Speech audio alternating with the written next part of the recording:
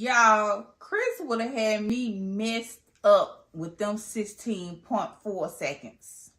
Let's get into the review.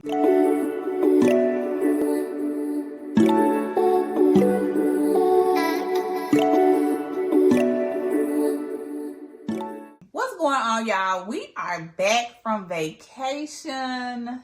Y'all, it took me, I recorded my review for From episode 3 on Monday, and I still didn't get the video up till Friday. But either way, we had a bunch of fun. It was a very much needed vacation. So we back. Let's get into this review for Reasonable Doubt, season 2, episode 9. And the first thing, y'all, we got Jax and Lewis. And Jax comes in the room. Lewis is taking some wrap type of thing. What happened to Lewis' hand, by the way? Anyway, he's taking the wrap off of his hand. They start talking about how are we going to tell the kids about the baby. And Jax is like, that's your baby that's coming. I'll be there to support you, but I ain't got nothing to do with this. And Lewis comes up with this bright idea to tell the kids once the baby comes. I don't know if I agree with that. I would rather you tell the kids now.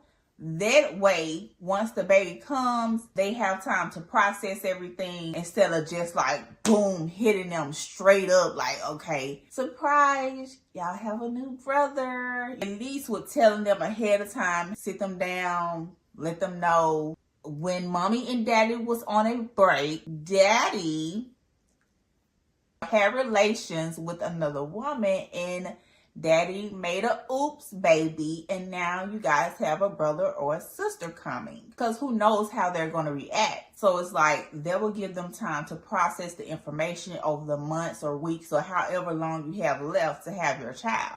Unless in this situation, something possibly or may happen to the baby to where they're like, I'm glad we didn't tell them because of, something unfolded, unfortunately, with the baby. That's the only thing that I would say that will possibly have them come up with this answer to tell the kids later, is if something is going to happen to the baby.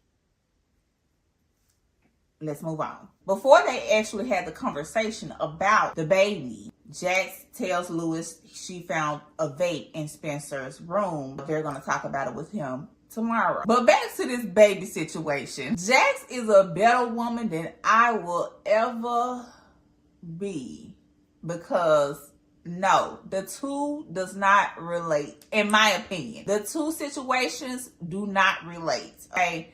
Yes, y'all were on a split. Yes, both of y'all were having relations with other people. But I ain't mess up and get no baby in the process. I ain't mess up and get pregnant by nobody in the process. You know what I'm saying? So, child, Jax, you a good one, because it couldn't have been me.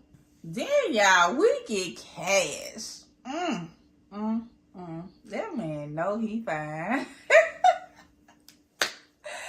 We get Cash walking through the building to work. Oh my gosh, looking just scrumptious, delicious. Just, Hey, Morris. Oh, Lord. Oh, that man is fine.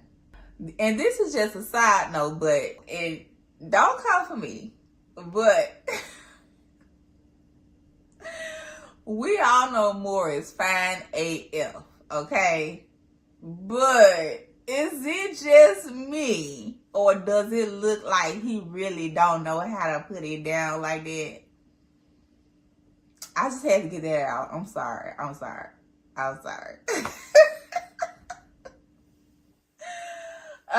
But he fine though. But in my opinion, he don't look like he know how to put it down. He don't give me the vibes that, he really know how to put it down, Y'all know what I'm talking about. Let's move on. And he's on the phone with Jax, letting her know, like, okay, we got Ebony to agree to meet with Chanel and kind of see if we can get her to possibly testify about her experience with JT. Chanel and Ebony meeting up in the jail trying to see if they can come to some sort of agreement. And Chanel got some real nerve judging Ebony because of her situation with JT and losing her child, Natasha. Because you don't know what this lady experienced. Only thing you know is what JT told you. And the fact that you even believing anything that JT said about her based off of how he treated you,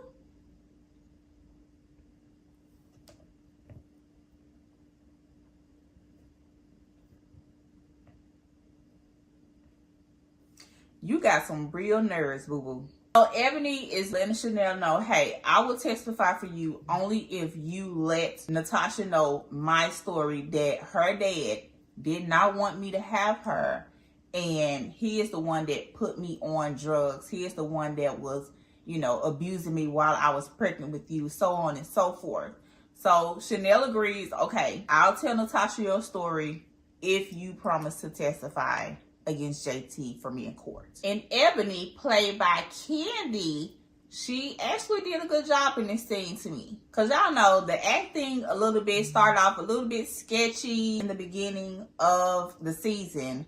But it seems like everybody's kind of getting comfortable, getting into the flow of things. It's feeling more believable now and not, you know, overly theatrical like it was like between the friends on like the first episode. Next thing, y'all, we got Jax, Lewis, and Spencer. They are having a conversation with Spencer about his vaping and Jax finding a vape in his room. He's a teenager. They're gonna try and deny it, most of them anyway. He's like, okay, y'all got me. I'm guilty. I'm red-handed. And then, you know, Jax is explaining like smoking isn't good for you. And Spencer is like, look at the pot calling the kettle black. And Jax is like, I'm also not 15, so watch your mouth. They take his phone, take his devices or whatever, and let him know you on punishment. You can't do nothing now. And they walk out of the room, and Lewis is like, kind of got you with that one. And Jax is like, wait till you tell him about your baby news. Okay, them back in the office again. We got Cash, Jax, the assistant, and Ebony, and they are prepping Ebony for testifying. She does really good with the prep, and Jackson Cash gives her a little break because, you know, she kind of broke down a little bit. She did good this round. Next round, we're gonna go a little harder so she can be really ready. And the next thing, y'all, we get JTO mean ass Manny. He found out that Ebony was going to testify in the trial for Chanel against JT. The mama is threatening Ebony and letting her know, I got proof. Hey, do you really want to put yourself in the line of fire like that? Ebony is like, I don't care about any of that. That is my past. I am doing this for the greater good so everybody can know what a monster of a son you had. And the mama was like, what about Natasha? Do you want Natasha to know all of the things that you have done? Because I got the receipts. And then she just walks out like she just really done did some, and looks like Ebony is going to fall for the bullshit. And I'm like, what kind of evidence does the mom have on her? Because is it that bad to where she scared you into not wanting to testify anymore? Because you don't want your daughter to find out about things that you've done in your past? It's your past, ma'am. It's called past for a reason. At the end of the day, children gonna love their parents most of the time, no matter what, you know. And I'm pretty sure if you explain to your daughter the things that happened, how they happened, how everything transpired, and how everybody has a past, I'm pretty sure your daughter would have understood. And if she didn't understand, at least you've gotten it off your chest that, hey, this is what happened. I ask for your forgiveness and I ask for you to forgive me. You do with that information what you will. But as your mother, as your parent, I wanted to come to you and let you know this is why these things transpired. And I'm saying that because next thing you know, Ebony is in the car, drunk off of vodka and pills, and she ends up in the hospital. Jax and Cash and the assistant found her. But I'm like, now I want to know what the mama have on you, because like you just went from one extreme to the next over a threat. They find out that JT mama Mavis got to Ebony And Chanel is upset about it. F Mavis, I'm finna go in here and testify on my own name to protect my own self. Jax is like, I don't know if that's a good idea because everything's gonna fall on you now. You have no other support against JT. And this is kind of like another thing that I want to mention. Chanel is very defensive. Okay, ever since this situation happened, Chanel has been very defensive. And I'm not sure if it's because she's hiding the secret that somebody else actually is the one that killed JT or what, but I don't know. She's just been real rah-rah. And she wasn't giving that energy before. It's like all of a sudden she got put in jail. Now she's just the hardest thing ever. Where all this rah-rah come from? But anyway, I feel like if Chanel just tell Jax who did it, then this would go way more smoothly for her. But let's keep going. Now we get Lucy. She's on the phone talking about Drawer 11, and her son walks in the room. The son is excited. You know, he's about to go spend some time with his dad. They are about to go to a hockey game. They're going to go to Dave & Buster's. The mom is showing a little bit of concern. The son is like, this is my dad. He's not some crazy person. And Lucy looking at the son like, if you only knew. So she gets him to walk off, tell him to go get something so she can sneak a AirTag in his jacket. Once she does that, she lets him know, please keep this jacket on, and he walks out of the door. Then we get Naima and Spencer. Spencer's in his room doing whatever he's doing. Naima walks in the room and lets him know, like, hey, I know you're on punishment, but I also know that your play means a lot to you. Why don't you tell your friends to record it, send it to my phone, and then that way I can let you watch it from my phone so you can practice and be prepared for the play. Spencer's like, okay, Naima, I figured, yes, there you go, sis, let's go. Naima walks out of the room with a little smile on her face. I can't wait to see how these two characters unfold on this show. I'm really looking forward to that. Then, y'all, we get the two friends, Sally and Autumn. And Autumn is going through in vitro. You know, they're trying to make sure that the baby has a heartbeat. They check it. Doctor says no. And Autumn is feeling bad or whatever. She's telling Sally, don't tell my wife. I don't want this to be any added stress on her. The doctor lets them know, got one more seed that we can try and get through. Meet me in my office. Take your time.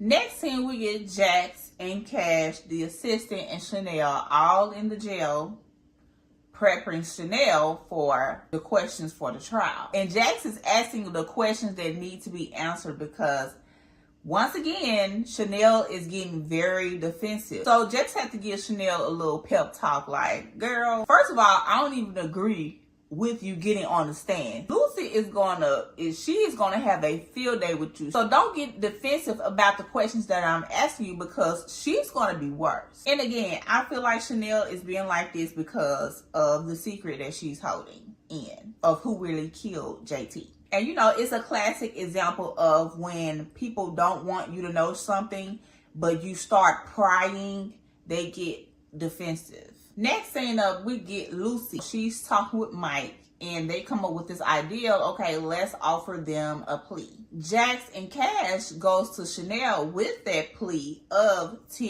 years for voluntary manslaughter, or we don't have to take the deal and we can just proceed with how we've been going. And they're just letting Chanel know, like, we're here for you. At the end of the day, this decision is up to you. Next scene, we get Jax and Autumn, and she's meeting Autumn. She comes with flowers. Let her know, like, I heard about what happened the other day with your in vitro. I just wanted to show my support. In the meantime, Jax is bringing up Sally and asking Autumn about Sally. What's been going on with Sally? She's been real short, real dismissive. Yeah, her and Chanel, because they hiding something. And Autumn is like, listen, I don't know what's going on, but you talk to Chanel, I'll talk to Sally, and we'll figure this out. And speaking of Chanel and Sally, Sally goes and visits Chanel in prison. Sally brings it up to Chanel like, hey, are you still gonna tell Jax what the truth is? Chanel is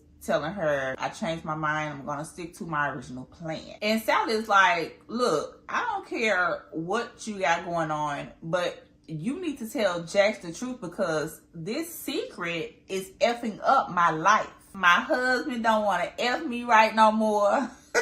I put my house up for you and you just being real selfish right now. Chanel comes back like, I'm selfish. No, you're selfish. I am the one that's actually sitting here in prison for something that I didn't do. Sally just like, you on your own from here on out. I'm done. Yes, Sally girl. Yes. Like, you ain't have to do none of that. You ain't have to be going through none of that. You are in this situation because of her, not the other way around. Good for you, Sally.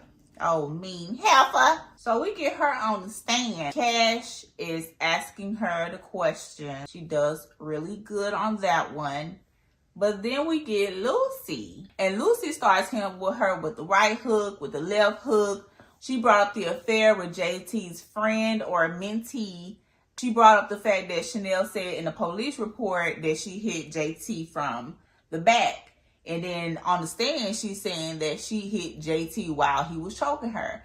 And Lucy like, okay, which one is it? Chanel is talking about she was confused and she really just put her foot in her mouth. And Chanel just loses it. She didn't do as bad as I thought she was going to do. She really just got loud, which was to be expected because why would you put your main person on the stand? That never ends well, especially if they're being painted out to be the person that committed the crime. And Lucy got a mean walk on her, don't she? Kind of walk like Annalise. So then after the trial, Cash let Jax and Chanel know that the deal is now off the table. Chanel is like, okay, what now? Jax is like, that's only some of the 12 jurors and God know at this moment. Then we get Lucy. Her son comes back home safe. Peter, her ex-husband, puts the air tag in her hand like, you ain't slick, okay? I know you like the back of my hand. I was like, damn.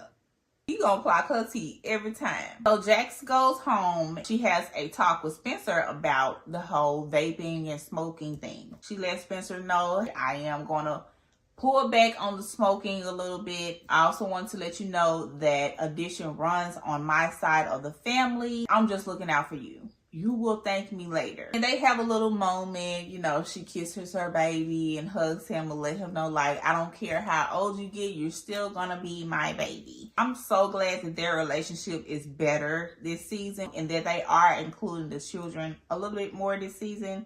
Last season, not so much.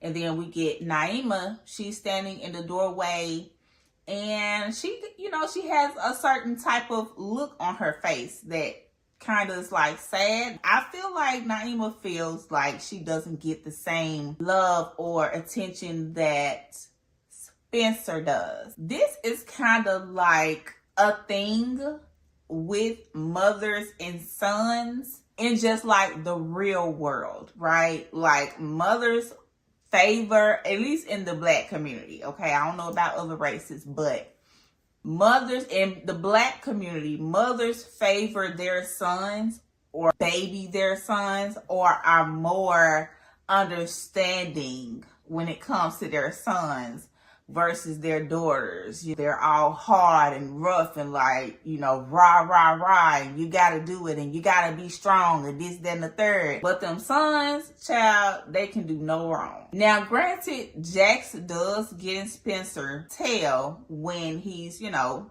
doing something wrong. But the situation still stands that Naima is feeling a way about the relationship that she has with her mother and father versus Spencer's relationship with their parents. Next thing, y'all, we get Cash. He receives a phone call from Isabella from the prison. She basically tells him, look, you fired. Click. Then we get Jax and Lewis, and she's sitting on the couch letting Lewis know, like, I had a conversation about the whole smoking thing. We have an understanding now. All of a sudden, she gets some type of aha moment in her head when she's talking to Lewis about this whole situation and going down a rabbit hole. She stops and like, I gotta go. She gets up, let Lewis know that she'll be back. The scene cuts to Sally and Chris getting ready to walk out the door. He put his jacket on.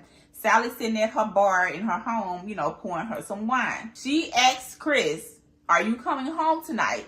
Chris is like, "Unfortunately, yes." Chris will have me so messed up. Sally is like, "Touche, my boy, touche."